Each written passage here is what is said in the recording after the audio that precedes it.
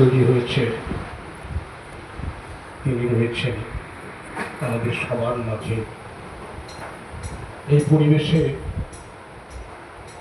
সঙ্গীত কীর্তন শ্রদ্ধেয় জীবনদার অনবদ্য ইষ্টা আলোচনা সব কিছু আমাদের একটা গতির দিকে নিয়ে যাচ্ছে। কি সেই গতি? আজকে সৎসঙ্গ বাসরের আয়োজনের উদ্দেশ্য কি? শ্যামল ভাই তার দীক্ষা দিবসটাকে উদযাপন করছে।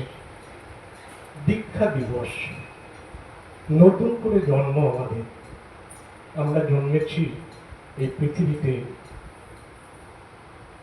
প্রাকৃতিক নিয়মে, কিন্তু যুগের সঙ্গে চলতে হলে যুগোপযোগীভাবে যিনি যুগত্রাতা যুগপুরুষোত্তম তার পথে চলতে হয়, না হলে আমরা বিপথগামী হয়ে যাই।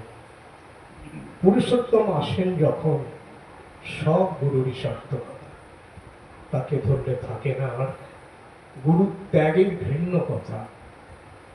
তাহলে দীক্ষা কেন? দক্ষ পথে চলার সূচনা। এই দক্ষ পথটা যুগপুরুষোত্তম ঠিক করে দেন যুগোপযোগী ভাবে। আমরা যদি সেই পথে না যাই তাহলে আমরা স্রোতের বাইরে চলে যাব। পরম প্রেমময় শ্রী শ্রী ঠাকুর এসে আমাদেরকে সঠিক পথের নির্দেশ দিলেন। যজন যাজন ইষ্টভৃতি সস্তায়নে সদাচার।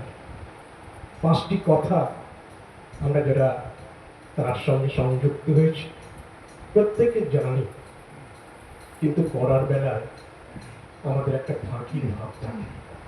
সেই ফাঁকিটাকে পূরণ না করলে এগুলো কথার কথা। তাকে জানা শুধু দীক্ষা নিয়ে ভাবছ বসে সবই হয়, তা কিন্তু নয়। নিষ্ঠা যদি না পারো, এই কথাগুলো যদি কথাই থেকে যায়, যজন কি আমি জানলাম না, তাকে আমি বুঝলাম না, আমার চালচলন থেকে লোকে আমার দিকে আকৃষ্ট হয়ে তাকে মাথায় নিয়ে চলার প্রেরণা পেল না, তাহলে আমার যজন কোথায় আর যাজনই বা কোথায়?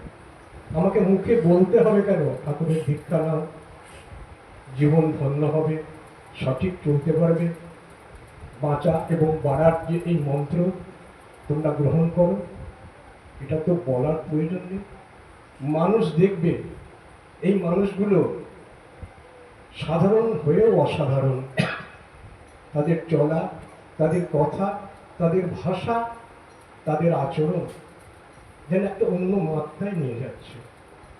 তার প্রশ্ন করবে এরা কারা? পরম প্রেমময় শ্রী শ্রী ঠাকুরকে মাথায় নিয়ে চলেছে। আমার চলনই আমার যাজন, নতুন করে বলার কিছু নেই। আর এই যাজনমুখী হয়ে বর্তমান আমাদের আচার্য পরম্পরায় বর্তমান আচার্যদের বলছেন প্রতিটি গৃহে এই ভালোবাসার বার্তাটা পৌঁছে দাও, তাহলে মানুষ আবার পরস্পরের কাছে আসবে, হিংসা দেশ দূরে যাবে।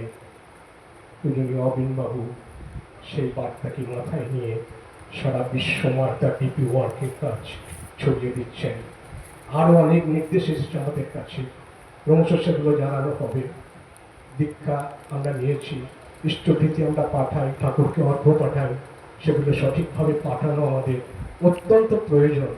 নিষ্ঠাভরে ইষ্টভৃতি যেমন করা আমাদের একমাত্র দায়িত্ব, সেটা ঠিকমতো পাঠানো, ইষ্ট সকাশে ঠিকমতো জমা হচ্ছে কিনা আমার নামে, সেগুলো যা যা নির্দেশ দেওঘর থেকে দেওয়া হয়েছে বিস্তারিত আলোচনার সময় এখন নেই।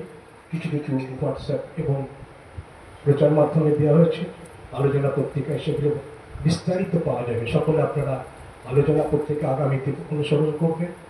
আর সর্বদা আচার্যদের কি আমাদের নির্দেশ দেন সেটা সবসময় মাথায় রেখে চলবেন।